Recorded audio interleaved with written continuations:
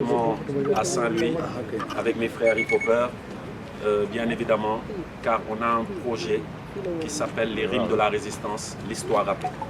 Donc l'histoire rappée, le concept, c'est de parler d'histoire dont on ne met pas en avant dans nos manuels scolaires. Voilà.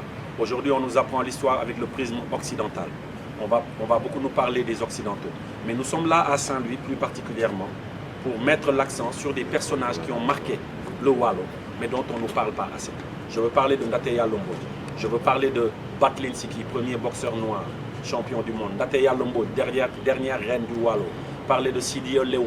Voilà, de vraiment pas mal de personnages qui ont marqué l'histoire de Saint-Louis, mais dont on ne nous parle pas. Mais l'aberration suprême, encore une fois, c'est d'avoir quelqu'un comme Faidherbe, qui a tué plus de 20 000 personnes en 8 mois, qui a brûlé une centaine de villages dans le Walo. Et jusqu'à présent, on a ce pont derrière nous qui porte son nom. Donc nous sommes ici pour organiser une conférence à l'UGB, pour non seulement dénoncer ça, pour parler de l'histoire de Ndateya, montrer comment elle a combattu Faidherbe, montrer comment elle a fait appel aux autres royaumes pour venir faire bloc à la colonisation, comme l'ont réussi les Éthiopiens. Malheureusement, le Sénégal continue à être du bop ce bop, du chacun pour soi, et malheureusement Ndateya n'a pas reçu justement ce support des autres royaumes. Sidi Léon, pareil, a fait le tour, appelé Ladjor, tout le monde pour qu'on vienne faire bloc, parce qu'il a appris dans l'école de ses colons. Il avait les techniques pour bloquer la colonisation. Mais malheureusement, on lui a même tendu un piège et kidnappé, et il a été exilé au Gabon. Donc on est vraiment là aujourd'hui pour la conférence à l'UGB pour parler de ça et demander à l'État du Sénégal. Nous sommes en partenariat avec le ministère de l'Enseignement supérieur, de la Recherche et de l'Innovation. Monsieur le ministre Dr Abdourahmane Diouf, qui comprend vraiment ce qu'on fait. Avant Abdourahmane Diouf, on a fait une tournée dans les écoles avec Monsieur Guirassi, le ministre de l'Enseignement, de l'Éducation nationale, où on a fait 6 écoles et on a vu vraiment l'engouement des élèves. Aujourd'hui, nous commençons avec le docteur Abdourahmane Diouf une tournée dans les universités.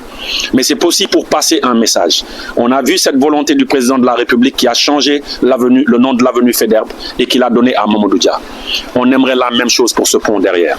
On aimerait que ce pont ne porte plus le nom de Faidherbe, qui a tué encore une fois 20 000 personnes en 8 mois, brûlé une centaine de villages.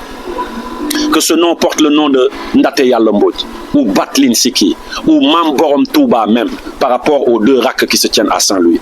Parce que ce n'est pas normal qu'un être humain massacre plus de 20 000 personnes en 8 mois et que nous, on le célèbre en le donnant le nom de ce pont. Aujourd'hui, on parle vraiment de patriotisme. Voilà, on parle d'ancrage, on parle d'enracinement après ouverture. Et on a des dirigeants qui ont le même discours et qui ont tenu le même discours en temps de campagne.